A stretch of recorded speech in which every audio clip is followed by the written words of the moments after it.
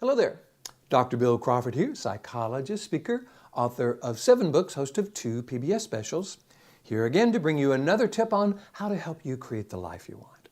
Specifically, how to use my life from the top of the mind philosophy to bring more clarity, confidence, creativity to everything you do. Today, I want to look at the concept of insults and being insulted. There's a quote that I'm sending out to those 6,000 folks on my quote list. And by the way, if you would like to receive one of my favorite quotes each week for free, along with 2 or 3 paragraphs about how to apply that quote to our life and a short video, all you got to do is go to my website, billcrawfordphd.com, hit the subscribe button, put your name, email address in, and each week I will send you one of these. So this quote is one of mine that I've kind of adapted from a concept I found on Pinterest. It says, "In order to feel insulted, we must believe that another person's opinion of us is more valuable than our own." Why would we do that? Question mark, question mark, question mark.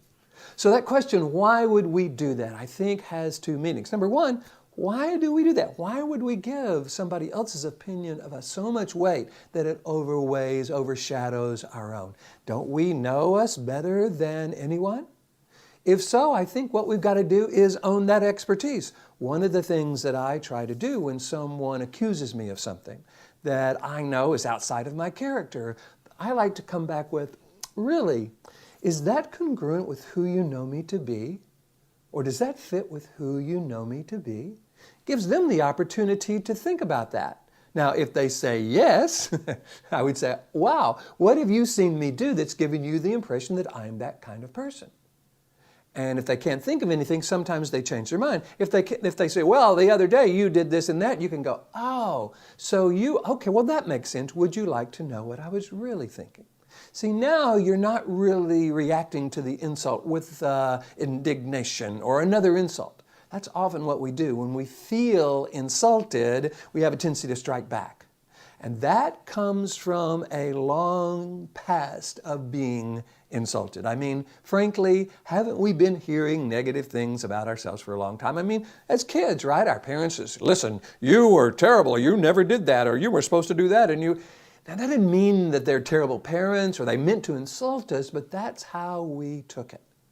See, there's these 3 parts of the brain. Those of you who follow my life from the top of the mind philosophy know we got these 3 parts of the brain. Lower part of the brain is called the brainstem. Middle part of the brain, the part of the brain that kind of scans the environment and interprets things initially as they come in, is called the limbic system. Upper 80% of the brain is called the neocortex, what I call the top of the mind. This middle brain, this limbic system, has a tendency to interpret things based on old experiences. Matter of fact, a lot of the ways we find ourselves interpreting life has to do with old neural pathways that have been created.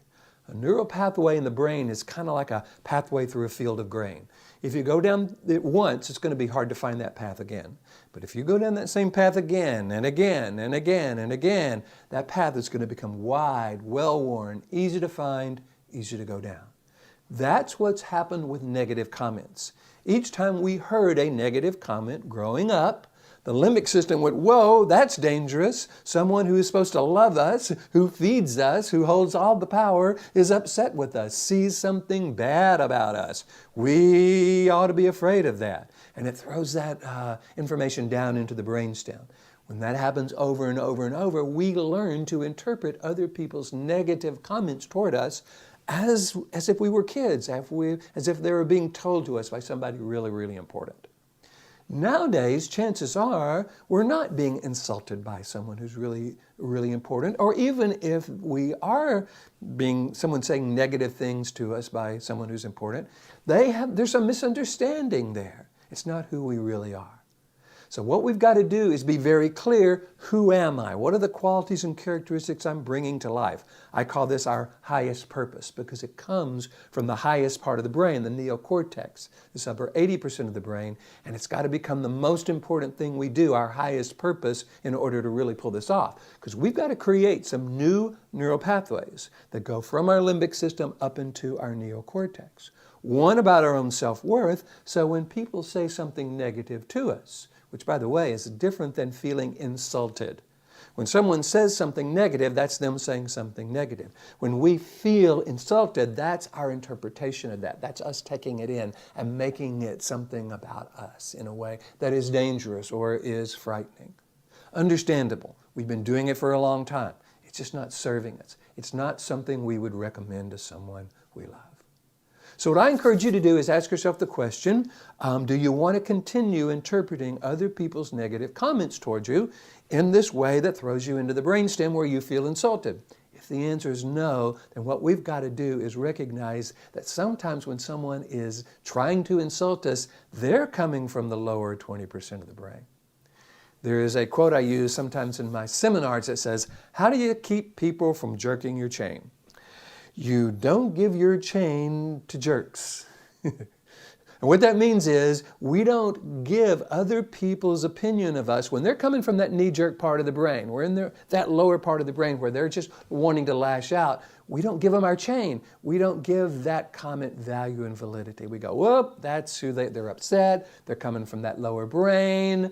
And either that's not who they normally are, or if that is who they normally are, is that a person I really want to give a lot of credibility to in my life? These are questions and awarenesses and perspectives that come from the upper 80% of the brain. This is what we would recommend to those we love. So if you would like to have more influence over how you find yourself reacting to negative comments, I would encourage you to look at this whole process from what part of the brain am I coming from, what part of the brain are they coming from, and how do I want to retrain this limbic system in order to interpret another person's negative comment as either valuable information that maybe I want to make some changes, or they're coming from that lower 20% of the brain. By the way, this is what I love to do. I love to go into organizations and work with individuals and help them rewire the brain, help them begin to get really clear about how they want to interpret life so that you are making this decision and it's not being made for you by these old neural pathways, these old habitual ways of seeing life. If you want me to do that with your organization, with you, all you got to do is go to the website, BillCrawfordPhD.com, hit the contact button, let me know what you're interested in. Love to talk with you about that. In the meantime, here is to you, bringing more clarity, confidence, creativity to everything you do, and I look forward to seeing you in the next video.